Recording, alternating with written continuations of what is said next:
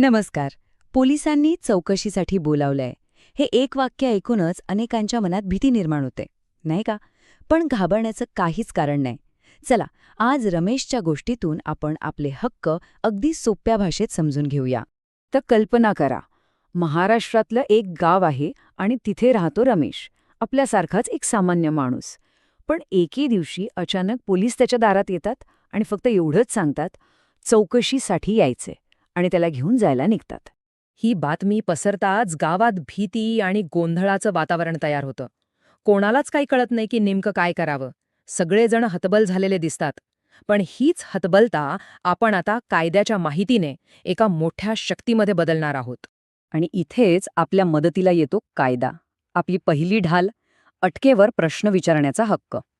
हा हक्क आपल्याला मिळतो तो सर्वोच्च न्यायालयाच्या 1994 सालच्या जोगिंदर कुमार विरुद्ध उत्तर प्रदेश सरकार या एका अतिशय महत्त्वाच्या निकालातून. आता बघा, सर्वोच्च न्यायालयाने इथे एक गोष्ट अगदी स्पष्ट केली आहे. अटक करण्याचा अधिकार असणं आणि अटक करण्याचं ठोस कारण असणं ह्या दोन पूर्णपणे वेगळ्या गोष्टी आहेत. म्हणजे केवळ संशय आला म्हणून पोलीस कोणालाही उचलून घेऊन जाऊ शकत नाहीत. अटक तेव्हाच केली पाहिजे जेव्हा ती एखादा पुढचा गुन्हा रोखण्यासाठी, योग्य तपासासाठी किंवा पुरावे नष्ट होण्यापासून वाचवण्यासाठी खरंच गरजेची असेल. न्यायालयाने ही किती गांभीर्याने घेतलं आहे ते त्यांच्याच शब्दांत ऐका. ते म्हणतात, एखाद्या व्यक्तीला त्याच्या स्वातंत्र्यापासून वंचित ठेवणे ही एक गंभीर बाब आहे. हे एकच वाक्य नागरिकांच्या स्वातंत्र्याचं महत्त्व किती आहे हे दाखवून देतं.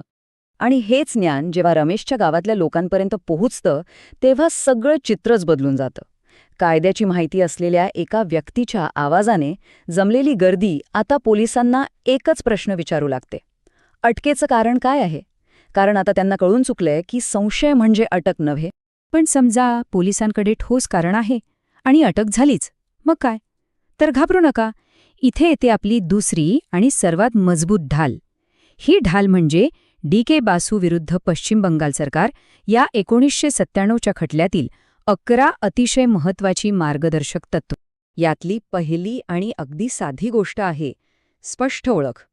अटक करणाऱ्या प्रत्येक पोलीस अधिकाऱ्याच्या गणवेशावर त्याचं नाव आणि पद स्पष्टपणे दिसणारा नेम टॅग असणं बंधनकारक आहे. इतकंच नाही तर त्या सगळ्या अधिकाऱ्यांची माहिती एका रजिस्टरमध्ये नोंदवणंही आवश्यक आहे. यामुळे सगळी प्रक्रिया पारदर्शक होते. आता आपण बोलूया एका सगळ्यात महत्त्वाच्या कागदपत्राबद्दल. त्याचं नाव आहे अरेस्ट मेमो. हा अटकेच्या वेळी बनवला जाणारा एक अनिवार्य दस्तावेज आहे. सोप्या भाषेत सांगायचं तर ही एक पावती आहे की तुमची अटक ही अधिकृतपणे नोंदवली गेली आहे. मग या अरेस्ट मेमोमध्ये काय काय असायला हवं? नीट लक्षात घ्या. अटकेची वेळ आणि तारीख, कुटुंबातील सदस्य किंवा कोणी स्थानिक प्रतिष्ठित व्यक्ती अशा किमान एका साक्षीदाराची सही, आणि हो, सगळ्यात महत्त्वाचं म्हणजे ज्याला अटक केली आहे त्या व्यक्तीची स्वतःची सही. एक गोष्ट लक्षात ठेवा, अरेस्ट मेमो नाही तर ती अटक बेकायदेशीर ठरू शकते. रमेशच्या कुटुंबाला आणि गावकऱ्यांना आता हा नियम समजला आहे. त्यामुळे ते पोलिसांकडे अगदी ठामपणे अरेस्ट मेमोची मागणी करतात आणि त्याशिवाय रमेशला घेऊन जाऊ देणार नाही असं सांगतात. बघा, कायद्याच्या माहितीने त्यांच्यात किती आत्मविश्वास आला आहे. याशिवाय कोठडीत असतानाचे काही अत्यंत महत्त्वाचे हक्क आहेत. पहिला, तुम्हाला तुमच्या अटकेची आणि तुम्ही कुठे आहात याची माहिती नातेवाईक किंवा मित्राला देण्याचा पूर्ण हक्क आहे. दुसरा, जर नातेवाईक दुसऱ्या जिल्ह्यात राहत असतील तर 8 ते 12 तासांच्या आत त्यांना कायदेशीर मदत प्राधिकरणाद्वारे कळवणं ही पोलिसांची जबाबदारी आहे. आणि तिसरा, चौकशी दरम्यान वकिलाला भेटण्याचा हक्क. पण गावकरी इथेच थांबत नाहीत. ते अजून एक महत्त्वाचा प्रश्न विचारतात. पोलिसांना थेट विचारतात, तुम्ही रमेशच्या घरच्यांना कळवलं का? कायद्याच्या माहितीमुळे सामान्य माणसाला कसा आवाज मिळतो हेच यातून आपल्याला दिसतंय. दुसरी महत्त्वाची गोष्ट म्हणजे वैद्यकीय सुरक्षा. अटक होताना तुमच्या शरीरावर काही जखमा असतील तर त्याची नोंद इन्स्पेक्शन मेमोमध्ये करून घेण्याचा तुम्हाला हक्क आहे.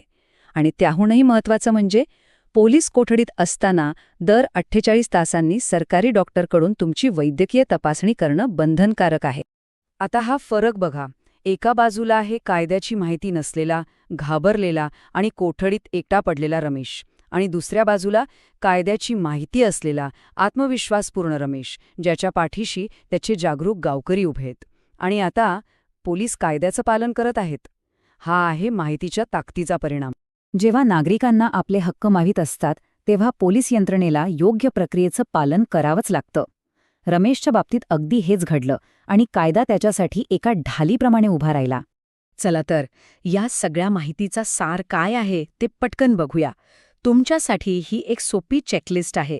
अटक झाल्यास पोलीस अधिकाऱ्याचं ओळखपत्र मागा, अरेस्ट मेमोची मागणी करा, त्यावर साक्षीदाराची सही आहे का ते तपासा, नातेवाईकांना कळवण्याचा आग्रह धरा, वैद्यकीय तपासणीची मागणी करा, वकिलाचा सल्ला घ्या आणि कोणत्याही कोऱ्या कागदावर सही करू नका.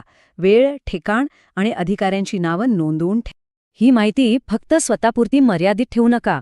ती जास्तीत जास्त लोकांपर्यंत पोहोचवा, कारण कायदा माहीत असणं हीच आपली खरी सुरक्षा आहे. या सुंदर आत्मिक प्रवासात माझ्यासोबत केल्याबद्दल तुमचे खूप खूप धन्यवाद. आणि हे ज्ञान आपल्यापर्यंत पोहोचवणाऱ्या ग्रीन रुद्राक्ष चॅरिटेबल ट्रस्टचे पुन्हा एकदा मनपूर्वक आभार. तुमचा दिवस शुभ असो.